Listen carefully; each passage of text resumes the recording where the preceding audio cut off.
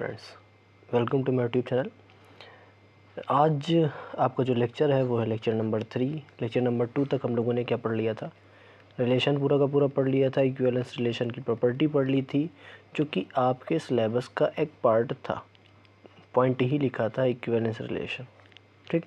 उसकी प्रॉपर्टी भी पढ़ ली थी। इन्वर्स रिलेशन भी पढ़ लिया था, और आपको रिफ्लेक्सिव, सिमेट्रिक, ट्रांजिटिव, ये सारी प्रॉपर्टीज़ हम बता चुके हैं, ठीक। तो उसके बाद हम लोगों ने हमारे व्हाट्सएप चैनल पे एक 2 पेजेस की फ़ोटो भेजी है, जिससे आपको होमवर्क करने में कोई सुविधा रहेगी, मतलब आराम से आप होमवर्क भी कर पाएंगे। तो आप प्लीज़ आप हमारे व्हाट्सएप चैनल और टेलीग्राम चैनल को ज्वाइन कर लीजिए प्लीज़, जिससे आपको अपडेट्स मिलती रहेगी, होमवर्क क्या करना है, और आपका जो भी नोट्स वाला टॉपिक है, नोट्स मुझको जो देना है वो मैं आपको देता रहूँगा लगातार। तो आप लोग क्या करिए, प्लीज़ हमारे चैनल को ज्वाइन कर लीजिए, इससे आपको कोई भी अपडेट मिस ना हो, जिससे आपका, ठीक। तो चलिए आज का टॉपिक स्टार्ट करते हैं। आज का टॉपिक जो स्टार्ट करेंगे वो अगला चैप्टर है, वो है हमारा ग्रुप थ्योरी। वो जो हमारा चैप्टर है दैट इज़ ग्रुप थ्योरी। अब ग्रुप थ्योरी जो स्टार्ट हुई है वो अब चलती ही रहेगी। ग्रुप थ्योरी एक ऐसा टॉपिक है जो ख़त्म नहीं होने वाला है, ठीक। बहुत ही आराम से पढ़ेंगे, बहुत ही थ्योरेटिकल पार्ट है, बहुत ज़्यादा लिखना पड़ेगा इसमें। इस चीज़ का आपको याद रखना कि बहुत ज़्यादा लिखना पड़ता है, और जितना लिखेंगे मतलब जितने क्वेश्चन हम लिखेंगे उतना हमारी लेखन शैली अच्छी होगी, राइटिंग कैपेबिलिटी और अच्छी होती जाएगी, ठीक। तो प्लीज़ लिखना स्टार्ट कीजिए बार बार बार बार बार बार। नहीं समझ में आता है कमेंट सेक्शन में कमेंट करके बताइए, मैं आपके डाउट सॉल्व करने का प्रयास करूँगा, ठीक। चलिए स्टार्ट करते हैं आज का अपना लेक्चर। देखिए, जो बताया हमने कि आज का अपना टॉपिक है दैट इज़ ग्रुप थ्योरी, ठीक। सबसे पहले हम समझेंगे ऑपरेशन। क्या समझेंगे? ऑपरेशन। ऑपरेशन भी कैसे? इनको कहते हैं मैथमेटिकल ऑपरेशन, ठीक। जैसे ही हम ऑपरेशन की बात करते हैं तो हमारे दिमाग में 4 ऑपरेशन आते हैं, that is addition, subtraction, division, multiplication. Order से मतलब नहीं है, मैं यहाँ पे सिर्फ और सिर्फ ऑपरेशन की बात कर रहा हूँ, ठीक। ये ऑपरेशन हम यूज़ करते थे।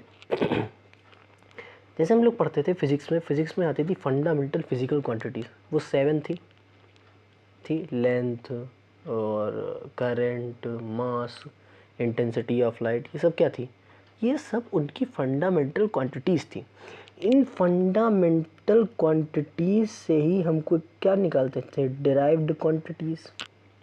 हम यहाँ पे क्या करेंगे? फंडामेंटल ऑपरेशन से क्या बनाएंगे? Derived operations. ये हमारे जो 4 ऑपरेशन है इनको हम लोग कहते हैं फंडामेंटल ऑपरेशन, फंडामेंटल ऑपरेशन या mathematical operation applied on mathematical objects. What are the mathematical objects? Mathematical objects are the numbers. ये हमारे mathematical objects हैं, ठीक। तो ये हमारे फंडामेंटल क्या है? ऑपरेशंस हैं, ठीक।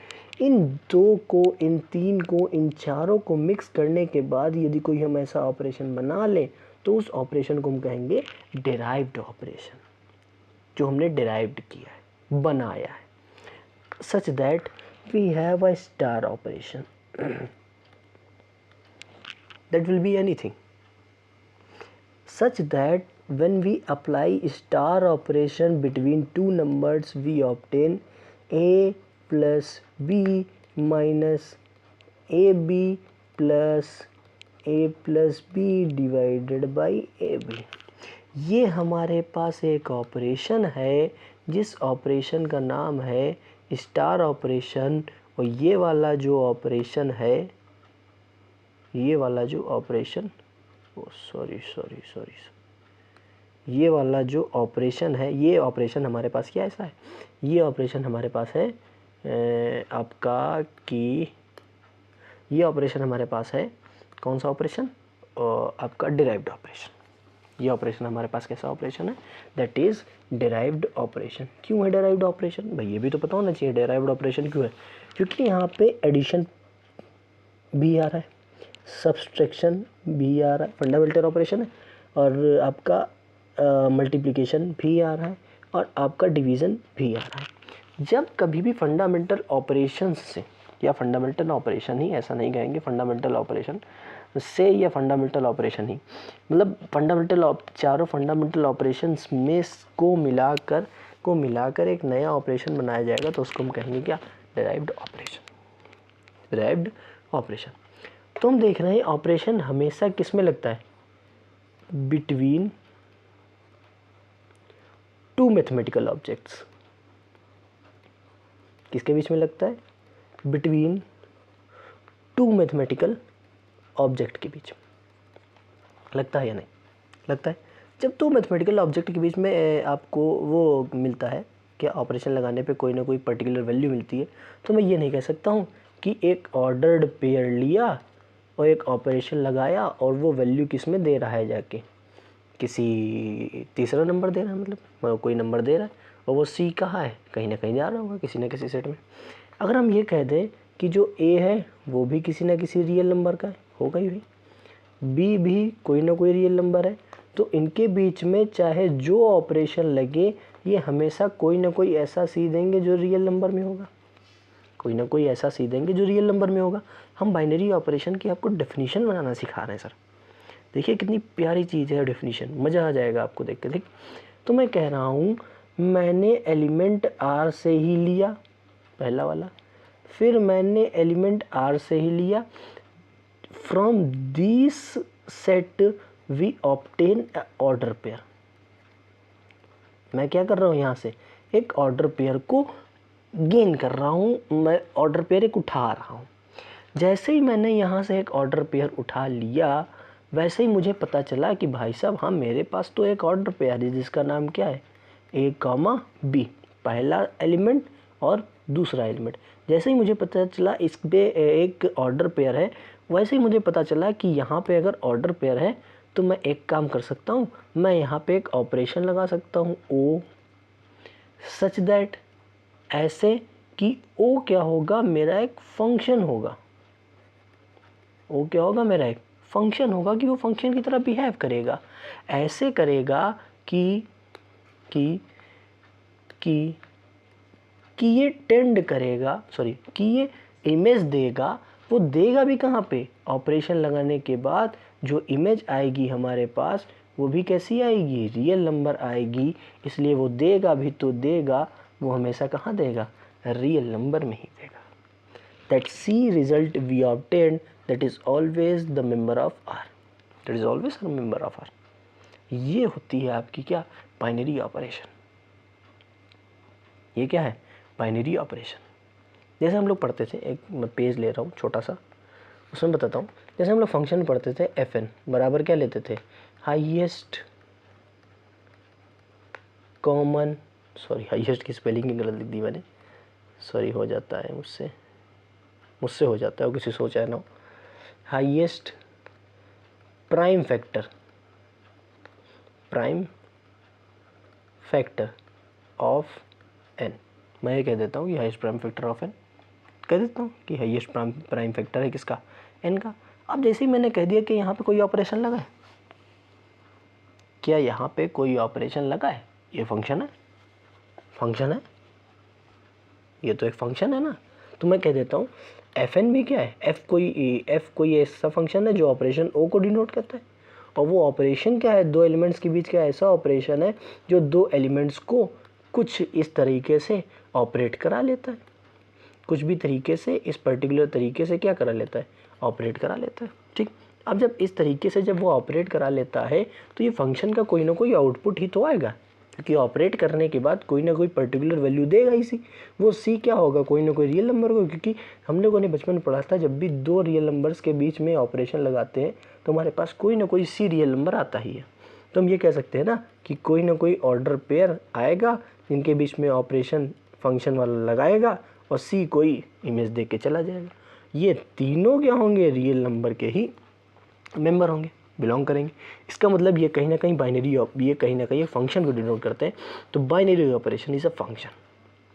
सबसे पहली जो बात हमें पता चली है, that is binary operation is a function.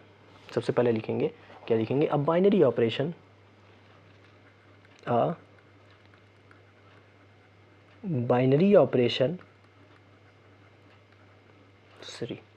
A binary operation a binary operation, bar bar spelling गलत कर रहा हूँ, मुझे समझ में नहीं आ रहा। A binary operation is a function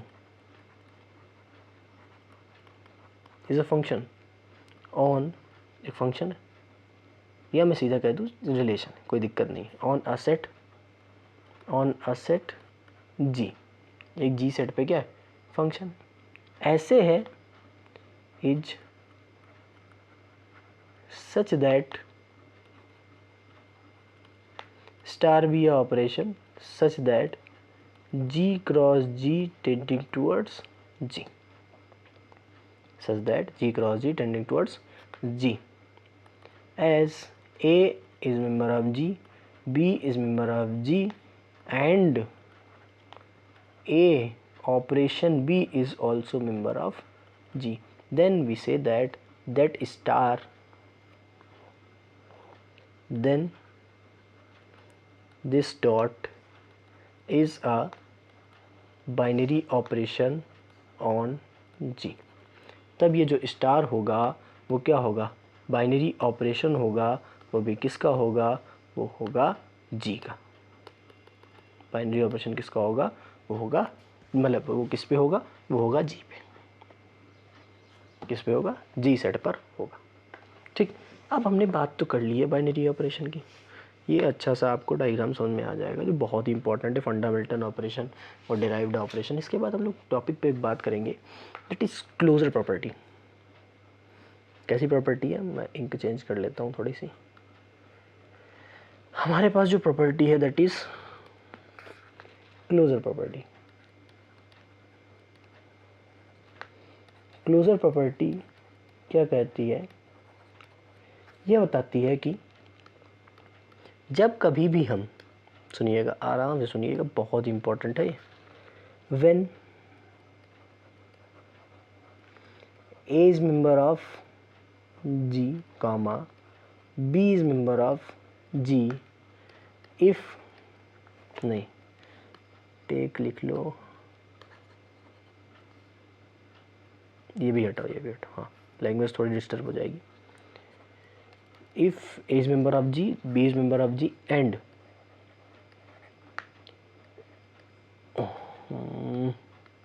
star B any binary operation on G, then A star B is member of G for all A comma B belongs to G, then it holds a closure property। तब यह क्या करेगा, hold करेगा, किसको hold कर लेगा, closure property को hold कर ही लेगा। तब क्या कर लेगा, कर ही लेगा। अब ये वाली जो प्रॉपर्टी है ये हमको बताती है क्या, ये हमको बताती है कि जो सेट होगा वो हमेशा क्या रहेगा, क्लोज्ड रहेगा। वो कैसा रहेगा, क्लोज्ड रहेगा। सपोज दैट हमारे पास एक सेट है, ओह सॉरी यार मैं यहाँ से परेशान हो जाता हूँ कभी कभी, ये मेरा जो डायग्राम है वो बहुत बड़ा बन जाता है। हाँ अब ठीक है, ये हमारे पास कोई सेट है, ठीक। इस सेट की अगर हम बात करेंगे, देख ली यही चीज़ मेरी दिक्कत हो जाती है कि मैं यहाँ पे, हाँ अब ठीक, ये एक सेट है, ठीक। इस सेट में मेरे पास कई सारे एलिमेंट हैं, ये एक एलिमेंट है, ये एक एलिमेंट है, ये एक एलिमेंट है, ये एक एलिमेंट है, ये है, कई सारे मेरे पास क्या हैं, एलिमेंट्स हैं। तो भाई सेट लिया है तो वो फाइनाइट हो सकता है, इनफाइनाइट हो सकता है, उस पर डिपेंडेंसी मैं बता नहीं सकता हूँ, मतलब किस पे डिपेंड करेगा, लेकिन वो फाइनाइट और इनफाइनाइट चाहे जो हो उस पर ही एप्लीकेबल होगा, उसमें कोई मतलब ऐसी वाली बात नहीं है, एप्लीकेबल सभी पे होगा, ठीक। तो हमारे पास क्या है, मैं ऐसे ही डॉट्स बना देता हूँ, आप लोग ये समझ लीजिए कि हमारे पास क्या है, हमारे पास एक सेट है जिस पर इनफाइनाइट नंबर ऑफ़ एलिमेंट्स हैं, ठीक। मैं बनाते बनाते फिर थक भी जाऊँगा, एक इनफाइनाइट नंबर ऑफ़ एलिमेंट्स है, ठीक। तो बाइनरी ऑपरेशन क्या कहता है कि हम कोई दो एलिमेंट्स लेंगे, बाइनरी ऑपरेशन ये कहता है कि हम कोई दो एलिमेंट्स लेंगे, कोई भी दो एलिमेंट्स, माना ये वाला एलिमेंट्स लिया और ये वाला एलिमेंट लिया, और इन दोनों के बीच में ऑपरेशन लगाने पे जो एलिमेंट आए अगर वो खुद इस ही वाले सेट का मेंबर हो तो इसका मतलब क्या है कि दो एलिमेंट उठाओ उनके बीच में ऑपरेशन लगाओ यहीं के अंदर पाओ। ये तो बात हुई ना कि दो एलिमेंट उठाओ उनके बीच में ऑपरेशन लगाओ इसी का मेंबर पाओ, दो एलिमेंट उठाओ इसी के बीच में ऑपरेशन लगाओ इसी का मेंबर पाओ। तो इसका मतलब क्या है, इसके बाहर तो कोई एलिमेंट नहीं जा रहा ना। The image of any order pair does not belongs outside the set. Set के बाहर तो कोई इमेज जा ही नहीं रही। इसका मतलब है that property is called closure property. अब जो प्रॉपर्टी कहलाएगी वो क्या कहलाएगी, क्लोजर प्रॉपर्टी कहलाएगी। किसी को कोई दिक्कत हो तो बता सकता है मुझे कि हाँ मुझे यहाँ समझ में नहीं आया। कितनी बढ़िया बात कही, कितनी बढ़िया बात कही। देखो डायग्राम से मैंने समझा दिया आपको। ठीक, अब बात आती है किसकी, क्लोजर प्रॉपर्टी तो होगी, ये क्लोजर प्रॉपर्टी बहुत अच्छी बात है। ठीक, अब बात आती है कि मैं कह रहा हूँ अगर कोई भी binary operation closure property hold करता है, ओनली क्लोजर, बात मेरी समझिएगा, क्या कह रहा है कि अगर कोई binary operation only closure property hold करता है तो उस वाले सेट को, उस वाले उस वाले सेट को जो जिस सेट पे हम बाइनरी ऑपरेशन अप्लाई करें वो क्लोजर प्रॉपर्टी हमें सोल्व के, तो उस वाले सेट को हम लोग कहते हैं ग्रुपवाइड। उस वाले सेट को हम लोग क्या कहते हैं, उस वाले सेट को हम लोग कहते हैं ग्रुपवाइड। नाम याद रखिएगा, इसको मैं डब्बे में बंद करता हूँ। उस वाले जो सेट को हम लोग कहते हैं दैट इज़ कॉल्ड ग्रुपवाइड। वो वाला जो सेट है वो हमें क्या कहलाता है, ग्रुपवाइड ही कहलाएगा। देख लो वही चीज़ मैं कहता हूँ, होता ही नहीं है कभी कभी। जो ये सेट क्या कहलाएगा आपका, ग्रुपवाइड कहलाएगा। ठीक, अगर मैं बात करूँ ऐसा कोई set, the set equipped with या contain with one or more than one binary operation, one or more than one binary operation, then it is called algebraic structure। तब वो क्या कहलाएगा, algebraic structure कहलाता है। यदि कोई सेट है और वो सेट क्या कर रहा है, वो सेट एक ऐसा सेट है जो एक या एक से ज़्यादा बाइनरी ऑपरेशन कंटेन कर रहा है, तो उस सेट को हम लोग कहते हैं, उस सेट को कहते हैं, वो सेट कहलाएगा, वो सेट ये कहलाएगा कि वो कैसा है, अलजेब्रिक स्ट्रक्चर। वो सेट कैसा है, अलजेब्रिक स्ट्रक्चर। ठीक, अगला जो प्रॉपर्टी आती है वो हम बात करेंगे किसकी, सेमी ग्रुप की। किसकी बात करेंगे, सेमी ग्रुप की। ठीक, तो एक ऐसा set which holds a closure property on the set, closure property hold करे, या फिर नहीं, एंड फिर और ठीक एसोसिएटिव प्रॉपर्टी भी होल्ड करे। आराम से समझिएगा, एसोसिएटिव प्रॉपर्टी भी होल्ड करे तो मैं ये कहूँगा कि हाँ वो सेमी ग्रुप है। ऐसे कि ए बी मेंबर है जी का, इसका मतलब है कि ए स्टार बी भी मेंबर होगा इसका, जी का। ये तो क्लोजर प्रॉपर्टी होगी। अगला है A B C is member of G, इसका मतलब है A star B star C बराबर होगा A star B star C for all A comma B comma C. तो ये अगर प्रॉपर्टी होल्ड कर रही है किसी भी सेट पे तो मैं कहूँगा कि वो जो सेट है वो कहलाएगा आपका कैसा सेट, सेमी ग्रुप। वो सेट कहलाएगा सेमी ग्रुप।